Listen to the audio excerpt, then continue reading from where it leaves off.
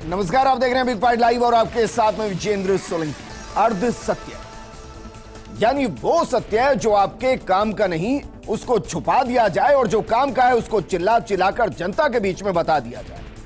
क्या वाकई में देश की सियासत सत्य की राह पर अर्ध सत्य की मंजिल पाने के लिए आगे बढ़ रही है और जनता को अपने राजनीतिक हित के लिए उस सच का नकाब ओढ़ाया जा रहा है जो आपको पूरा सच देखने ही नहीं दे रहा?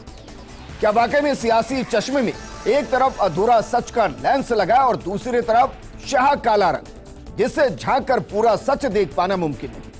प्रधानमंत्री मोदी और मुख्यमंत्री गहलोत आज एक साथ नजर आए, एक जैसे लिबास में नजर आए, एक मंच पर नजर आए, मुस्कुराते नजर आए, लेकिन दो विचारधाराओं का जब टकराव माइक के जरिए जनता के बीच में पहुंचा तो सवाल खड़ा हुआ कि क्या सच में अर्ध सत्य ही आज का पूरा सत्य है? आज बात इसी मुद्दे पर।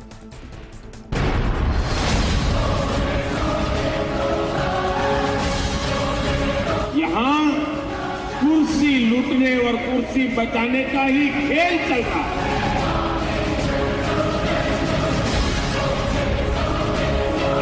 कर्नाटक आए वो आते वो इलेक्शन मोड़ने लग गए। ये कैसी सरकार है जहां मुख्यमंत्री को अपने ही विधायकों पर भरोसा नहीं है।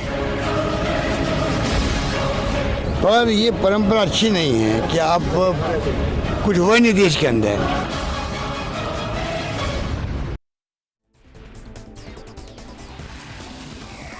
सवाल यह क्या वाकई में 2014 से पहले देश के अंदर कुछ भी नहीं हुआ और क्या गरीबी हटाओ ही देश का सबसे बड़ा फ्रॉड है? सवाल यह भी खड़ा होता है कि क्या वाकई में 2014 के बाद ही देश वैश्विक पटल पर सामने आया? इस मुद्दे पर बात करने के लिए बेहद खास पैनल हमारे साथ मौजूद हैं कांग्रेस प्रवक्ता आरसी चौधरी जी, राजनीतिक विश्लेषक प्रकाश भंडारी जी और हमारे साथ मौजूद है बीजेपी नेता आशीष चतुर्वेदी जी। आशीष जी, क्या वाकई में यही सत्य है कि अर्ध सत्य यह है कि देश में 2014 से पहले कुछ नहीं हुआ और जो हो रहा है वो 2014 के बाद हो रहा है? विजेंद्र जी, आपको आवाज मिल रही है मेरी? सर बिल्कुल साफ आ रही है। देखिए विजेंद्र जी, ऐसा नहीं है कि 2014 के पहले देश में कुछ नहीं हुआ, लेकिन जो गति 2014 के बाद इंफ्रा प्रोजेक्ट्स में आई है और जिसका जिक्र आज माननीय प्रधानमंत्री जी ने भी किया है कि जहां 2014 के पहले देश में जो हाईवेज बनते थे और जो आज बन रहे हैं उसमें लगभग जो है वो दुगनी से ज्यादा प्रोग्रेस हो गई है जी। 2014 के पहले अगर हम बात करें तो जो रेलवे का जो कैपिटल एक्सपेंडिचर था और जो आज जो कैपिटल एक्सपेंडिचर है उसमें बहुत ज्यादा बढ़ोतरी हुई है। आप देखिए आज देश में 2-2.25 लाख करोड़ रुपए रेलवे के कैपिटल एक्सपेंडिचर पर खर्च होता है। नहीं सर, अगर आप ये कहेंगे कि भाई 2014 के बाद बीजेपी की सरकार आने के बाद अगर हमारी विकास की रफ्तार तेज हो गई तो इस पर एक अलग बहस हो सकती है सर, लेकिन जब आप ये कहेंगे कि पहले कुछ हुआ ही नहीं, जब आप ये कहेंगे कि गरीबी हटाओ इस देश का सबसे बड़ा फ्रॉड है, जी मैं जवाब देता हूं, तो सवाल तो पूछे जाएंगे सर।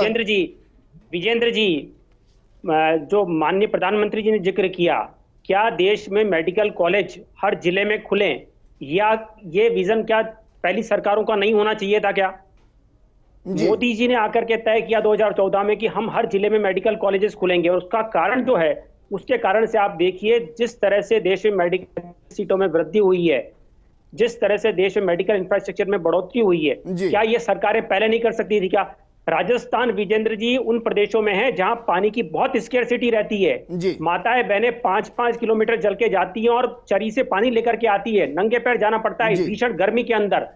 क्या सरकारों को ये नहीं दिखता था कि जो हम हर घर में नल से जल की सुविधाएं उपलब्ध कराएं?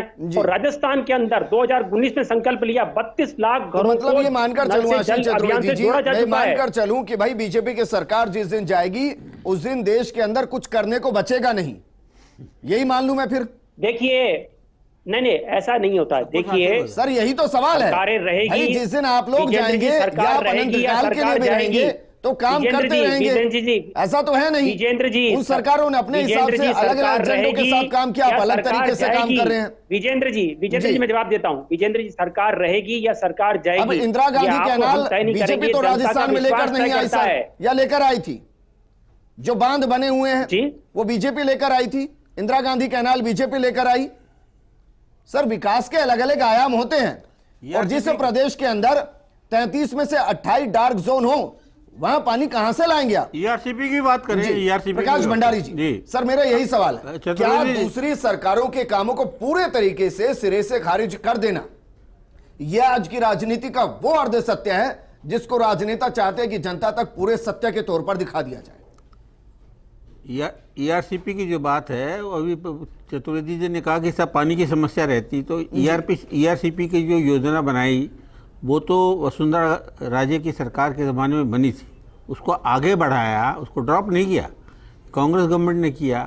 आज उसको ईआरसीपी का कोई सपोर्ट नहीं मिल रहा है। इतनी बड़ी परियोजना है जो राष्ट्रीय परियोजना की मांग हो रही है। मैं चतुर्वेदी जी की बात पर ही कायम हूँ कि लोगों को पीने का पानी चाहिए और चाहिए। तो हमारे यहाँ जो बाढ़ से और से जो नष्ट होता है जल, उसका एक समाधान निकाला गया, और वो कम से कम 8-10 जिलों को लाभान्वित करेगा। लेकिन अलग अलग आंकड़े भी तो देखने होते हैं। अब आंकड़े तो आप दे देंगे, हर जिले के अंदर मेडिकल कॉलेज है, लेकिन आंकड़ा ये भी तो देना पड़ेगा ना कि जब एक सफाई कर्मचारी के लिए नौकरी निकलती है तो कितने एमबीए वाले कतार में खड़े होते हैं कि चलिए हम सफाई करने के लिए भी तैयार हैं। ये भी तो देश की हकीकत है सर। उसमें क्या बदलाव आया 2014 के बाद? ऐसा है, ये तो खाली नारों पे चला जी। जो भाजपा की सरकार, जो केंद्र सरकार है, को जॉब क्रिएट नहीं हो पाई, उसका अभी खामियाजा आपको देखने को मिल जाएगा कर्नाटक में। कर्नाटक में जो भारत का जो सबसे समृद्ध राज्य है जी, वहाँ पर स्थिति है कि वहाँ जॉब नहीं। ठीक है, आईटी कैपिटल है, मतलब चौधरी सर, क्या वाकई में आपको लगता है कि मुख्यमंत्री ने जो कहा कि भाई विपक्ष का सम्मान होना चाहिए, उस सम्मान को साइडलाइन करते हुए आज हकीकत यह हो चली है कि अब सिर्फ जो सरकार रहेगी, चाहे प्रदेश में कांग्रेस की सरकार हो और केंद्र में बीजेपी की, जहां जो सरकार है बस वही सबसे बेहतर है, बाकी कोई नहीं? विजेंद्र जी, मैं कहना चाहूंगा कि देश के प्रधानमंत्री नरेंद्र मोदी जी ने आज राजस्थान की उस दराज से अपने उद्बोधन में करोड़ों उन भारतीयों का, पूर्ववर्ती सरकारों का, अलग अलग विचारों की जो सरकारें रही, उन सब का एक स्वर में अपमान करने में कोई कमी नहीं छोड़ी। ये अपमान उन लोगों का था, चाहे वैज्ञानिक हो, चाहे शिक्षक हो, चाहे कोई दूसरे हमारे शोध के लोग हो, किसान हो, मजदूर हो, हर वर्ग का। क्योंकि राष्ट्र के निर्माण के अंदर आपकी भी भूमिका है, मेरी भी भूमिका है, एक वैज्ञानिक की भूमिका है, एक मजदूर की भूमिका भी है। उस तमाम पुरुषार्थ को अगर किसी ने कमतर करने का अगर कोई काम किया तो आज नरेंद्र मोदी जी ने किया। मैं उम्मीद करता हूं कि अगर वो अपने पूर्वजों का, अगर वो पूर्ववर्ती जो प्रधानमंत्री रहे भारतीय जनता पार्टी के अटल बिहारी वाजपेयी जी का, सुषमा स्वराज जी जो नेता प्रतिपक्ष के तौर पे रही, अगर उनका भी वीडियो देख लेते, अगर उनका उद्बोधन सुन लेते, तो शायद आज हिंदुस्तान के उस पुरुषार्थ को कमतर करने का कोई काम नहीं करते। निश्चित रूप से गति का पहिया आगे चलता रहना चाहिए, समय है वो आगे बढ़ता रहता है, लेकिन 1947 में जो त्रासदी थी, भयावह त्रासदी थी, वो कभी हो नहीं सकती। विभाजन की ऐसी त्रासदी जहां पे लाशें ट्रेनों में इधर से उधर आ रही थी, बासाई आधार पर राज्यों की मांग हो रही थी, लोगों के अंदर अविश्वास था, भय था, और दुनिया ये कह रही थी कि इतनी डाइवर्सिटी का देश, इतनी विविधताओं का देश कैसे एक मुल्क के तौर पे रह पाएगा। वो उन नेताओं की, उन समय के विचारों की एक सोच थी कि आज एक हिंदुस्तान दुनिया की शक्ति के अंदर काउंट होता है। उस समय जो अलग अलग देश बने, जो पाकिस्तान बना, ये श्रीलंका है और है, तमाम उनकी अगर परिस्थितियों को देखेंगे तो अपने आप को एक प्राउड महसूस होता है कि किन परिस्थितियों से निकाल के हम देश को कहां ले गए। देश के प्रधानमंत्री नेहरू ने कभी नहीं कहा था कि अंग्रेजों ने हमें भूखा नंगा राष्ट्र दिया है, कभी नहीं कहा कि मंगलों ने लूट के, इन्होंने ये कहा है। उन्हें भरोसा था हिंदुस्तान की 36 करोड़ आबादी पे, जो अपने जीवन का संघर्ष भी कर रही थी, खाने के लिए अनाज नहीं था, विषम परिस्थिति थी। जब पहला चुनाव नहीं हुआ था, उससे पहले भाखड़ा डैम की नींव रख दी, और नींव रखते हुए मजदूरों से संवाद करते हुए उन्होंने पूछा था आप क्या कर रहे हैं, उन्होंने कहा हम मजदूरी कर रहे हैं। ये प्रधानमंत्री नेहरू की सोच थी, विजन था। उन्होंने कहा आप राष्ट्र का निर्माण कर रहे हैं। ऐसी सोच के साथ में इस मुल्क को जो ताकत मिली, इस मुल्क के अंदर जो लोकतंत्र स्टैब्लिश हुआ, जहां पे ऐसी विचारधारा के लोगों को शासन करने का, वाकई में इतना कुछ किया था तो ऐसी स्थिति क्यों आन बढ़ी कि भाई 2018 से पहले यहां पर विपक्ष के लिए तरसते रहे कि भाई चलिए 1-2 सीट इधर उधर हो जाती तो विपक्ष की भूमिका निभाने की स्थिति भी हमारे हाथ से चली जाती, और यही केंद्र में हुआ। भाई अगर इतना कुछ किया तो जनता तक पहुंच क्यों नहीं रहा? विजेंद्र जी, निश्चित रूप से आपका प्रश्न उठाना निश्चित रूप से ठीक हो सकता है। सत्ता के साथ में अगर आलस्य और किसी आराम के साथ में, तो निश्चित रूप से मैं मानता हूं कि कांग्रेस के कार्यकर्ताओं के तौर पे हमें उस विचार को ले जाने पे, हमारी उपलब्धियों को जन जन तक पहुंचाने पे कहीं ना कहीं मैं इस कमी को स्वीकार करता हूं। लेकिन जिस प्रकार से नफरती टूल को और आने वाली एक नई जनरेशन और एक पीढ़ी को जो संघर्ष के इतिहास को भूल गए और व्हाट्सएप यूनिवर्सिटी पे आ गए, इसलिए ये चुनौतियां रही। और उस चुनौतियों का अगर कोई हिस्सेदार मानता हूं तो मैं कांग्रेस का कार्यकर्ता और नेता होने के नाते स्वयं को सबसे ज्यादा जिम्मेदार मानता हूं कि जनता के बीच में हमारे जो देश के महापुरुष थे, जो लोग थे, उनकी बात को जन जन तक पहुंचाने में हम असफल रहे। किस प्रकार 565 रियासतें, अलग अलग देश थे, उन मुल्कों को करके अगर एक अखंड हिंदुस्तान बनाने का काम किया तो सरदार पटेल की मूर्ति तो जरूर लगाएंगे, लेकिन वो नफरत में जो प्रहार करते थे वो कभी भी केंद्रीय नेतृत्व है वो आज उसकी चर्चा अच्छा, नहीं मैं इस पर नहीं जाऊंगा सर कि आपके केंद्रीय नेतृत्व को आपके ही नेता कितने मान रहे हैं। कल एक यात्रा शुरू हो रही है, उसका एक पोस्टर रिलीज हुआ है, उस पोस्टर को आप देख लीजिएगा, उसमें आपको बड़े बड़े नेता आपके ही गायब मिलेंगे। लेकिन आशीष चतुर्वेदी जी, सर क्या वाकई में, मैं इस सवाल को बहुत गंभीरता से पूछ रहा हूं आपसे, क्या वाकई में उस सुचिता के साथ एक सियासत नहीं होनी चाहिए जहां मनभेद दिखाई ना दे? मतभेद हो सकता है, आज अच्छा लगा ना कि भाई जब मुख्यमंत्री अशोक गहलोत भाषण देने के लिए खड़े हुए, मोदी के नारे लगे, तो प्रधानमंत्री ने खुद टोका, सीपी जोशी जी को कहा कि चुप कराइए भाई, मुख्यमंत्री हैं वो।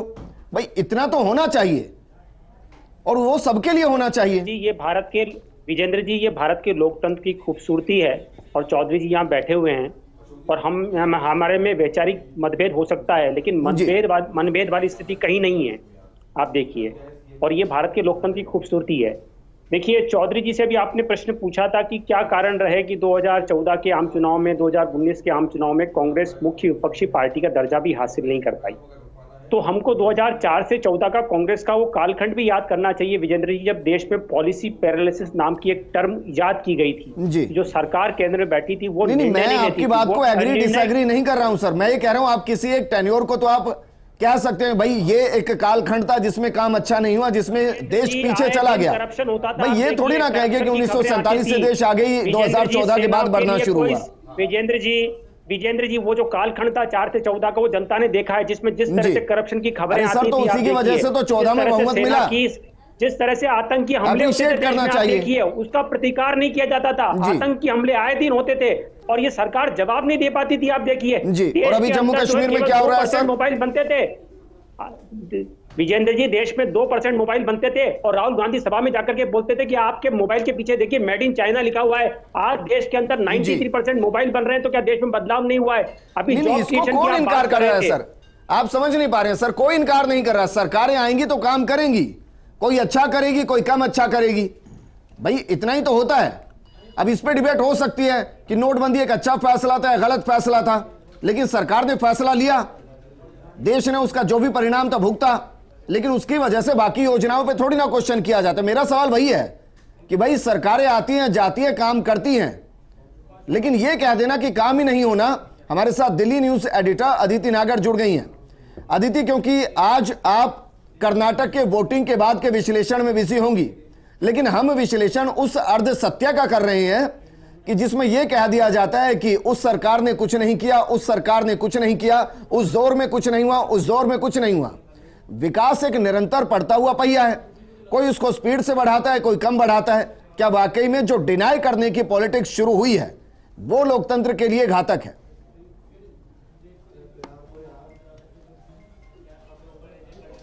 देखिए, ये तो हर पॉलिटिकल पार्टी का तरीका भी है और हक भी है। वो ये नहीं मानेगा और वो जनता की साइकोलॉजी के साथ इस तरह का खिलवाड़ कह लो या everything is fair in politics कि आप जनता को ये बताएंगे कि उसका जो विकास है वो विकास नहीं है, जो मैंने विकास किया है वो विकास है।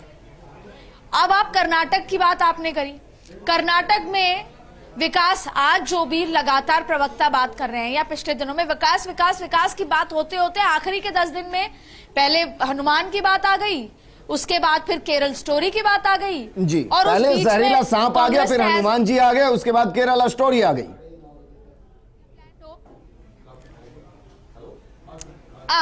यानी कि विकास कितना ही कर लो, आपको ध्रुवीकरण करना ही है जी। यानी कि आपको केरल स्टोरी दिखानी ही है, आपको हिंदू बनाम जो तुष्टिकरण है वो करना ही है। लेकिन राजस्थान अब पूरी तरीके से डिफरेंट मसला है। राजस्थान में अब अशोक गहलोत भी विकास की भाषा और विकास के राह पे जा चुके हैं। पिछले 2 बार के जो बजट के और खास तौर पे अभी जो महंगाई योजना है, तो जो वैसे आज अगर जिस तरह के एग्जिट पोल आए हैं, आरसी चौधरी जी हमारे साथ मौजूद हैं, वो गुस्सा होंगे इस बात से, लेकिन मैं कहूंगी कि चाहे कितना ही आप दावा करें और हो सकता है आप सरकार भी बना ले, हो सकता है एग्जिट पोल में आपके आंकड़े भी ज्यादा हैं, लेकिन उसके बावजूद भी कर्नाटक में कांग्रेस की सरकार, बीजेपी की सरकार थी और फिर आंकड़े इतने बेहतर आए, वोट जो शेयर है वो भी बेहतर आते हुए नजर आ रहे हैं।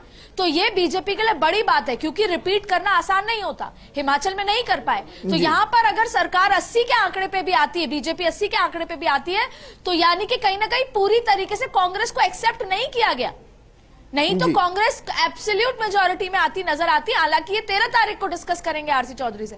अब राजस्थान में देखिए, ये दोनों ही नेता इंटेलिजेंट हैं, राजनीति बेहतर तरीके से समझते हैं, बॉडी लैंग्वेज को समझते हैं और दिमाग को समझते हैं, चाहे वोटर का हो चाहे आपस में। क्या वाकई में आपको लगता है कि भाई ये सवाल इसलिए भी खड़े होते हैं क्योंकि कांग्रेस ने ही अपने इतिहास को 2 चीजों में समेट कर रख दिया है, एक तो भाषण में और दूसरा योजनाओं के नाम में। इससे आगे जनता तक पहुंचने ही नहीं दिया और खुद कांग्रेस ने नहीं पहुंचने दिया।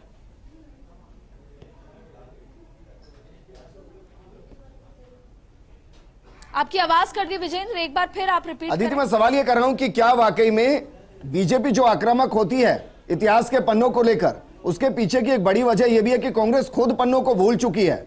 वो वर्तमान अंतर्द्वंद में इतना फंसी हुई है कि 2 जगह इतिहास दिखाई देता है, एक तो जुबान पर भाषण के दौरान और दूसरा योजनाओं पर लिखा हुआ। इससे आगे दिखाई ही नहीं देता किसी का योगदान क्या है। बीजेपी को, कांग्रेस को क्या है, मेडिटेशन की इसलिए जरूरत है क्योंकि उनके पास अपॉर्चुनिटी है, उन्होंने काम किए हैं, फिर भी नहीं बताती। वो तो अशोक गहलोत है जो नेहरू गांधी के बारे में कभी भी नहीं सुनते थे, आज भी नहीं सुना और आगे भी नहीं सुनेंगे। लेकिन एक जिक्र इसी बात का, राम मंदिर और राम का मुद्दा पूरी की तरह से बीजेपी ने उसको टेक ओवर कर लिया, लेकिन ये भूल जाते हैं, अपने प्रवक्ता भी बात नहीं करते, सीनियर नेता भी, कि राम मंदिर का ताला तो राजीव गांधी ने ही तोड़वाया था, लेकिन ये भूल जाते हैं कैसा करना है और फिर रास्ता भटक जाते हैं और फिर कहते हैं, सांप से तुलना कर देते हैं नरेंद्र मोदी की, ये जानते हुए कि नरेंद्र मोदी को जब जब भी किसी ने अपशब्द कहे हैं उनको फायदा हुआ है। जब मल्लिकार्जुन खड़गे चाहे सोची समझी तरीके से अब ऐसा ही कर देते हैं तो आप बैठे बिठाए मुद्दा दे देते हैं। एक सवाल मेरा ये है कांग्रेसियों से कि जहां पर आप ये कह रहे हैं कि बजरंग दल को बैन करना चाहिए, आपकी इतने सालों सरकार रही, आपने कभी आपकी किसी भी स्टेट की सरकार ने इस बात का आवेदन दिया कि बैन हो? अब सडनली आपने बैठे बिठाए बीजेपी को मुद्दा दे दिया जी कर्नाटक। यहाँ तो समस्या यह है ना कि कोई बड़ा नेता कोई बयान दे देता है तो फिर उसके बाद कोई स्थिति में ही नहीं है कुछ बोलने की, फिर वो उसको सपोर्ट करते करते पूरा रायता ही बिखर जाता है। बहरहाल प्रकाश भंडारी जी, सर क्या वाकई में मैं जिस एक शब्द के साथ चल रहा हूं अर्ध सत्य, क्या इसमें सत्य की मिलावट धीरे धीरे वक्त के साथ आप देख रहे हैं कि और कम होती चली जाएगी? आज का सत्य भी देखें तो मुख्यमंत्री ने आज माउंट आबू में कहा है कि मुझे उम्मीद नहीं थी कि मुख्यमंत्री इसको इलेक्शन का भाषण बना देंगे। 5,500 करोड़ रुपए का जो सरकारी प्रधानमंत्री इसको इलेक्शन का प्रधानमंत्री जो भेंट की है वो सरकारी खजाने का जो है उसका जो उपयोग किया है, 5,500 करोड़ दिया तो है, लेकिन उसके साथ किस में लपेटा, उसमें भाजपा का जो रंग है उसको उसमें लपेट करके दिया गया है। तो इस चुनावी सभा का जो विकास की सभा थी उसको चुनावी सभा करके आगाज कर दिया। वैसे तो मुख्यमंत्री अशोक गहलोत तो कई दिनों से इलेक्शन मोड पे हैं जी, लेकिन आज जो है बीजेपी के सारे कार्यकर्ताओं को जो मैसेज गया वो ये है कि आज से बिगुल बच चुका है, ठीक है, और जो है चुनावी माहौल पे पूरा राज्य आ चुका है। और ये आज का जो कार्यक्रम था वो प्रधानमंत्री के लिए अच्छा नहीं लगता कि आप प्रधानमंत्री होते हुए 5,500 करोड़ रुपए की सब जो योजनाएं आ रही है सब चुनाव के पहले आ रही है, वो सब किसी को लुभाना है वो सब हम जानते हैं, लेकिन उसको एक जिस मंच से आपने उसका उपयोग किया और वो मेरे ख्याल से प्रधानमंत्री की हैसियत से जो होना चाहिए था वो नहीं। ठीक है, मैं इस पर तो फिर भी वहीं जाऊंगा सर कि जिसको अपने अंदाज में काम करना है, आज का सत्य क्योंकि काम तो देश का है सर। ये गजेंद्र आज का सत्य है, आज का सत्य है कि चुनावी माहौल बन गया है। ठीक है, आरसी चौधरी जी, क्या ये 21वीं सदी का वो भारत है जो इतिहास के पन्नों को अब खंगालना ज्यादा नहीं चाहता और बस ये चाहता है कि वर्तमान में क्या हो रहा है ये बता दिया जाए और भविष्य में क्या करना है बस इतना बता दिया जाए? इसी सत्य को पूरा सत्य भी मान लेता है, इसी को अर्ध सत्य मान लेता है। विजेंद्र जी, मेरी बात से आप भी सहमत होंगे कि कहीं पे भी कोई भी मुल्क तभी सशक्त हो सकता है जब मुल्क के लोग एक मुल्क के वासी बन के रहें। मुल्क के लोगों में अगर विभाजन होगा तो आसान है राजनीतिक सफलता पाना, लेकिन मुल्क निश्चित रूप से कमजोर होगा। अगर मेरी बात से इत्तेफाक ना रखें तो आप निश्चित रूप से उसको डिनाई कर सकते हैं। मैं आदित्य की बात का भी सम्मान करता हूं। निश्चित रूप से उन्होंने कहा कि आजकल जो विकास के मुद्दे हैं उन पर चर्चा नहीं होती विभाजन की राजनीति से, क्योंकि लोकतंत्र के अंदर हमारे बहुमत के आधार पर सरकारें बनती है, एक वोट ज्यादा होने से भी व्यक्ति जीत जाता है। इसलिए विभाजन की राजनीति से देश मुझे लगता है कभी सशक्त नहीं हो सकता, क्योंकि इस देश की जो डाइवर्सिटी थी, जो विविधता थी, उसमें अनेकताओं में जो एकता थी वही इस देश की ताकत थी। हिंदुस्तान के लोग अपने आप को जो भारतीय कह रहे थे, लेकिन जो राजनीति का जो दौर चल पड़ा है, और भारतीय जनता पार्टी के नेता ने कहा, आपने जब जिक्र किया पूर्ववर्ती सरकारों का, तो इन्होंने यूपीए की सरकार में आ गए। मैं कहना चाहूंगा कि यूपीए की सरकार ने राइट बेस्ड, जो अधिकार बेस्ड फ्रेमवर्क किए, उसके अंदर आरटीई दिया, राइट टू एजुकेशन दिया, आरटीआई दिया, राइट टू इंफॉर्मेशन दिया, मनरेगा दिया, नल दिया, एनआरएचएम दिया, एफआरए दिया, स्ट्रीट वेंडर एक्ट दिया, लैंड एक्वाइजेशन एक्ट दिया। आज जो प्रधानमंत्री आवास योजना है वो राजीव आवास योजना थी। एट्रोसिटीज प्रिवेंशन एक्ट दिया, आधार दिया, आरटीआई दिया, लोकपाल दिया, विसल फ्लोवर एक्ट एक बड़ी चीज आप भी बोल रहे हैं, मैं कह रहा हूं वैश्विक मंदी का भी दौर था एक 2008 का, जब हिंदुस्तान को बचाकर रखा गया। हाँ, निश्चित रूप से मैं साधुवाद करना चाहूंगा कि आपके पास में वो तमाम डाटा और तथ्य हैं। जब हम देख रहे थे कि विश्व की जो बड़ी अर्थव्यवस्थाएं थी, उनके बैंक जब क्रैश कर रहे थे, उस समय भी हिंदुस्तान उस चुनौती को पार करके और लोगों को उस राहत के दौर में भी अनुदान देके इस देश को इस मोड़ पे लेकर आए। आशीष चतुर्वेदी जी, फाइनल कमेंट में आपसे चाहूंगा। सर, अक्सर हम चुनावी भाषण में, चुनावी सभाओं में देखते हैं कि भाई आरोप प्रत्यारोप लगाए जाते हैं, लेकिन क्या कभी हम ये देख पाएंगे कि सिर्फ विकास के मुद्दे पर कि मैंने ये किया है, इस आधार पर वोट मांगे जाएंगे? देखिए विजेंद्र जी, जो प्रधानमंत्री जी का आज का भाषण था, जो मैं सबके लिए कह रहा हूं सर, आज वो पूरी तरह से विकास पे आधारित था। मुझे लगता है मुख्यमंत्री जी ने जो भाषण है वो सुना, आबू रोड वाला ज्यादा सुन लिया उन्होंने, और कहीं ना कहीं जो कांग्रेस में जो भद्दा चरित्र कांग्रेस का नजर आ रहा है, रोड में अलग था और वहां पे अलग था, अलग हिसाब से दिया क्या आपने? अनुदान के आधार पर सरकारी कार्यक्रम था, एक पार्टी का कार्यक्रम। चौधरी जी, मुख्यमंत्री जी ने नहीं, मुख्यमंत्री जी कह रहे हैं आप ये इतनी सी बात नहीं कह सकते कि हम विकास के आधार पे चुनौती तय करते हैं, हमारे आंकड़ों के आधार पे, काम के आधार पे, जन कल्याण के आधार पे चुनाव में जाएंगे। आप ये कह नहीं सकते। प्रधानमंत्री ने 22 चुनावी रैली की कर्नाटक के अंदर, जिसमें से 18 जगह में बजरंग दल, बजरंग बली और तमाम ये सब चीजों का जिक्र कर रहे हैं। आप एक अपनी योजना नहीं करा पाए। वहां पे जो कर्नाटक की जनता है वो 20% आप दोनों को रोकना चाहूंगा, लेकिन आरसी चौधरी जी, इस चीज के लिए तो कांग्रेस को मंथन करने की जरूरत है कि भाई उन मुद्दों को छेड़ा ही क्यों जाता है जिसको लेकर बीजेपी फ्रंट फुट पर बात करे। अदिति, आप कुछ कहना चाह रहे हैं? फाइनल कमेंट, मुझे प्रोग्राम को क्लोज करना है।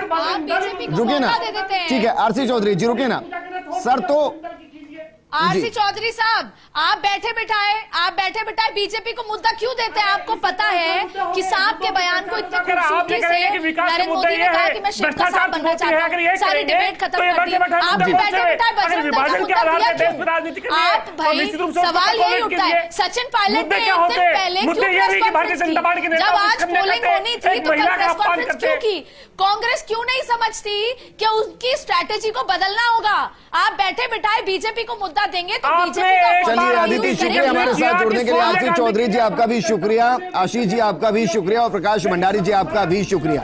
इस अर्ध सत्य में एक और शब्द है इमोशन, जिसको हम भावना कहते हैं। चुनाव विकास के मुद्दे से शुरू होता है, लेकिन भावनाओं के आधार पर आते आते वोट में कन्वर्ट हो जाता है।